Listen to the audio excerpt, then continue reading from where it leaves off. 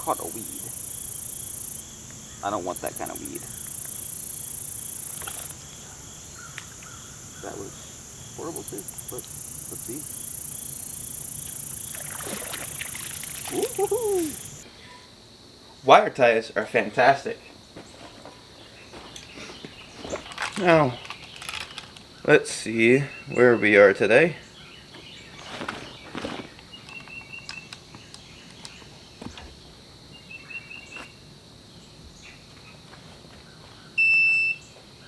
$30.6. Bad.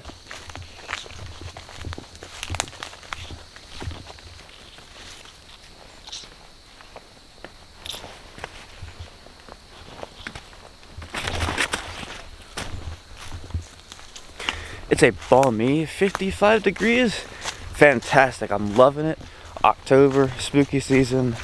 It was foggy. It's not foggy in the woods, unfortunately, but it is foggy up there. Fog is fog, I guess. So all around me in the undergrowth right here is this plant right here, which is called spice bush.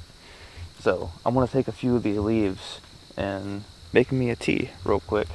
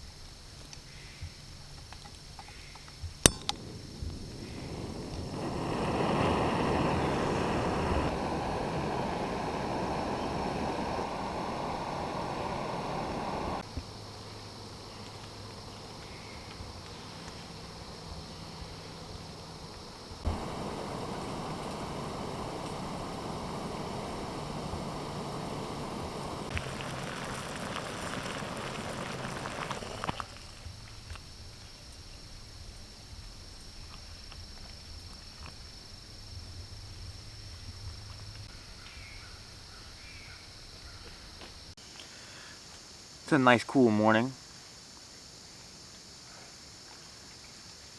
It's still a little hot. So I found some oyster mushrooms earlier. I brought some of those with me, and I'm also going to fry those up with some fish, if I can catch some fish, and I'm pretty confident that I can catch some fish. I'm going to be using the K-Bar Handline. If you hear that, every now and again you hear a pow, that's a hickory nut that's falling out of a tree. Although occasionally it's the shooting range that's across the river. It's also them guys sometimes, but right now it's falling hickory nuts. I feel like I should be wearing a hard hat.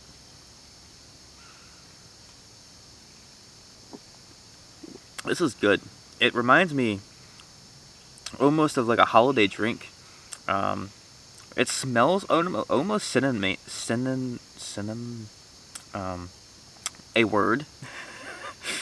Smells kind of cinnamonish, but the taste is totally different, and I don't know how to describe it because I don't really drink a lot of teas very much aside from wild herbal teas, so it's just unique to me. And then spice bush tea. So today the objective is I'm going to be doing a catch and cook. So I don't have any food with me.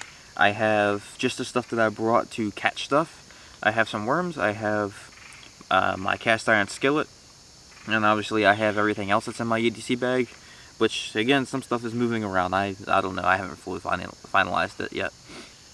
I can't imagine getting hit in the head by one of those would feel good.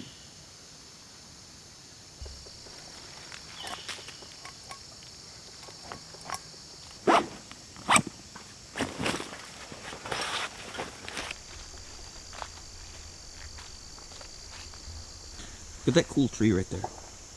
Guarantee you fairies and gnomes live in there. See? They're even throwing nuts at me. That's nuts. Odd tree over there. 3 oddly placed stones right here. See? Telling you. Okay, so made it to the pond. We are here. So, gonna take my gear off. I'm gonna walk around the pond a little bit and we'll see. We'll see.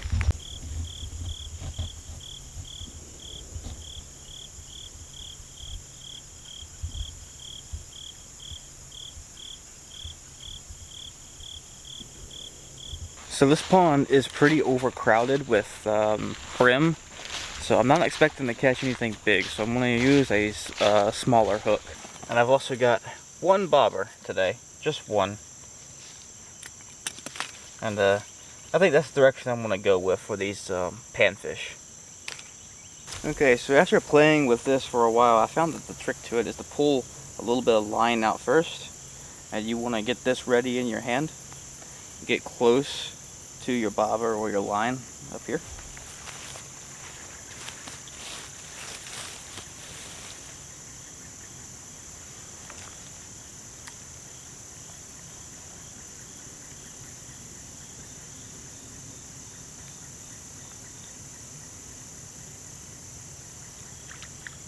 Had a bite already.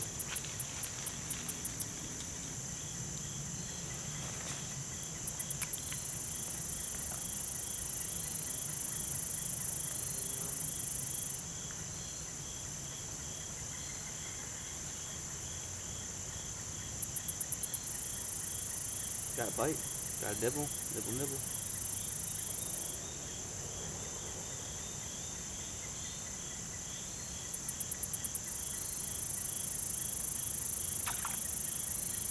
Nope.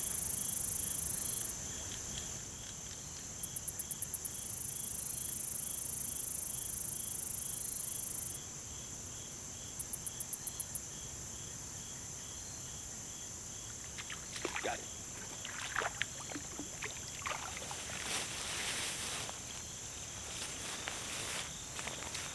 That's not too bad for this pond.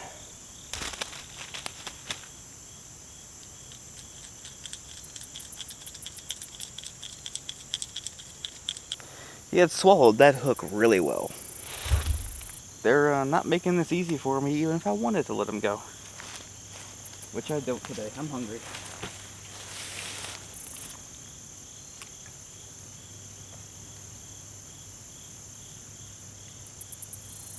And something's playing with it already.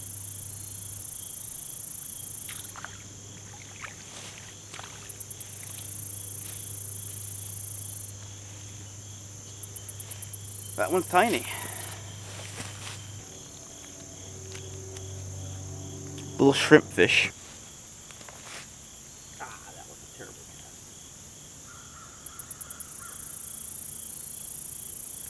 Caught a weed. I don't want that kind of weed. That was horrible too, but let's see. Woo-hoo-hoo. Good one, good one. Got a lip hook on that one too.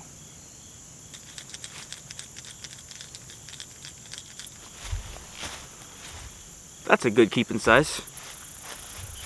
Heck yeah. They are pretty fish, but they are so ridiculous when they get overcrowded in ponds. Okay, so K-bar handline, that's 2 for 2. Doing pretty good. So I changed to a different spot that gives me a little better access to this hole that I keep catching them out of.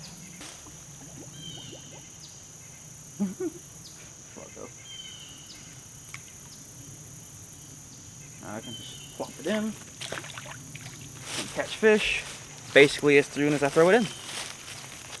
Just like that.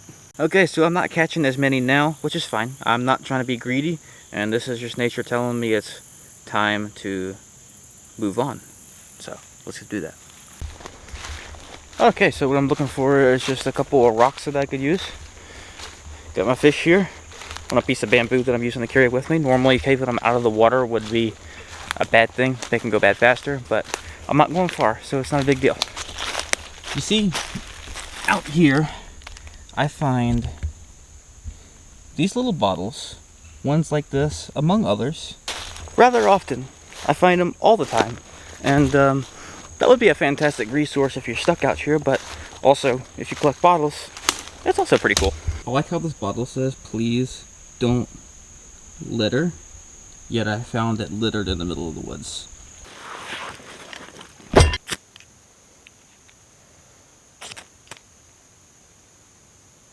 What are the odds that I would get it on that small of a spark? Anyway.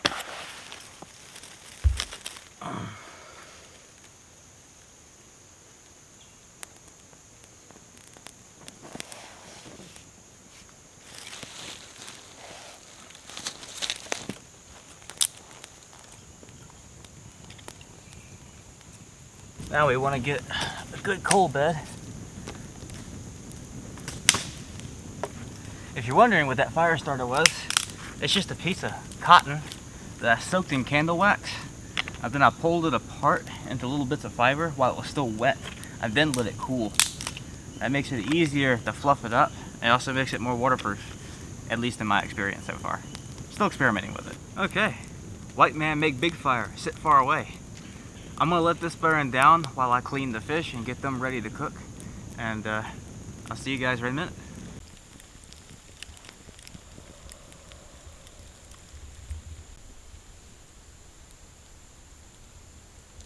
Okay, so the fire is getting burnt down pretty good. Got the fish all cleaned up. As you can see, got the fillets sitting here on top of my pan as a improvised plate because I didn't bring a plate. So what I'm going to do is I'm actually going to batter and fry these in some olive oil. I'm using my favorite fish fry, which is Louisiana fish fry. Now I've also got my oyster mushrooms right here that I foraged.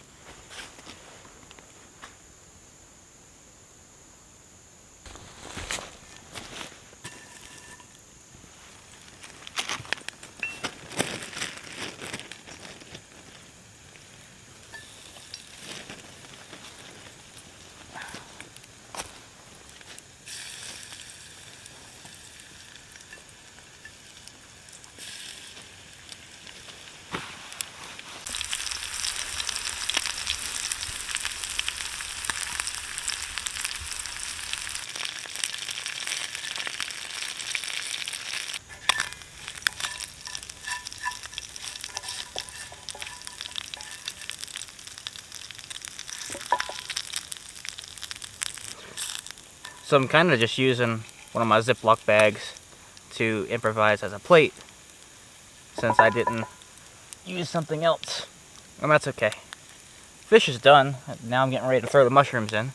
And I'm going to season the mushrooms with a little bit of Creole Cajun seasoning. Oh no! See, look at how just non-stick cast iron is. I don't understand why more people don't use this. I'm just knocking some of the breading off before I throw my mushrooms in here. I'm not really doing this fancy at all. I'm just kind of shredding them up a little bit by hand and just tossing them right in the pan. I'm going to stir fry them just like I did the fish.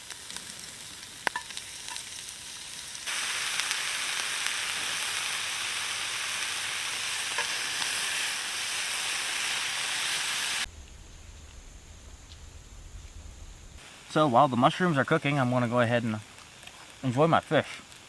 So I bought this K-Bar Handline because I liked the fact that it had a really nice waterproof compartment that was pretty roomy on the interior. If I unscrew it a little bit, try not to spill anything.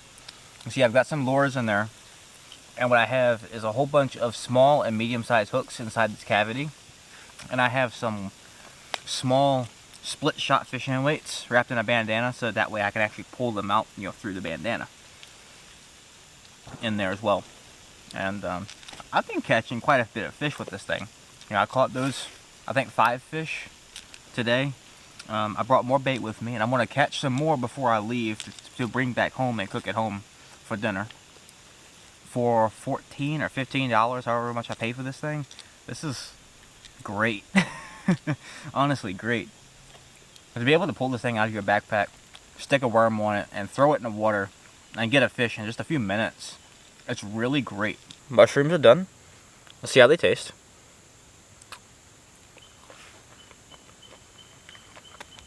As expected. It's nice when you cook them on an open fire because then they get a nice smoky flavor. The fish too. I don't get the smoky flavor when you cook it at home on a stove. Let's get it out here. You notice I'm wearing a Fitbit, right?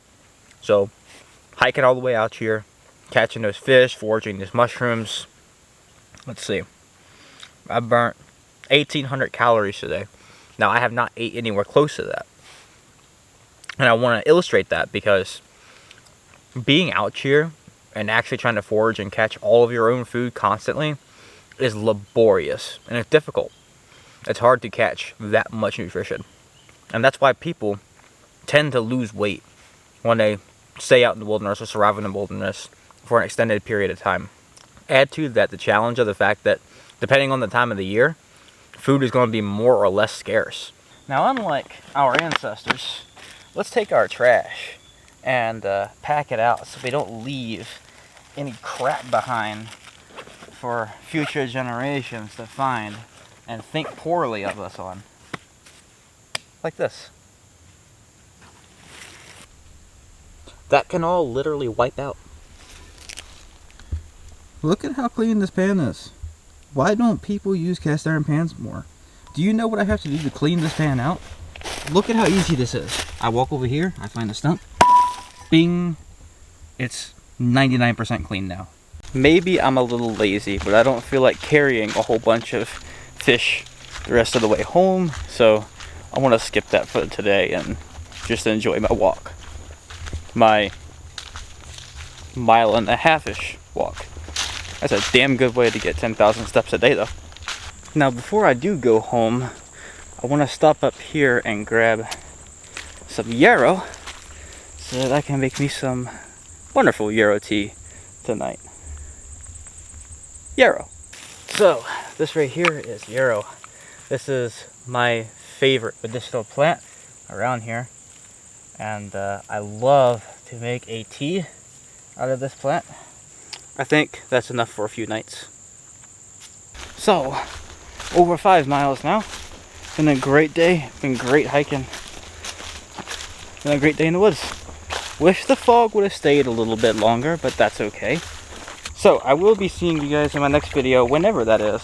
I can't really make promises on when. And I almost fell in the creek. That would have been funny if I had caught that on camera, wouldn't it have? Maybe I shouldn't talk to the camera and walk across logs at the same time. So instead, I'm just going to point the camera downwards. If I do fall, almost. You thirsty, buddy? Okay, so I will see you guys in my next video, whenever that is. I can't really promise when I'm going to upload videos anymore, but I am creating and uploading, so let's stick with that for the time being.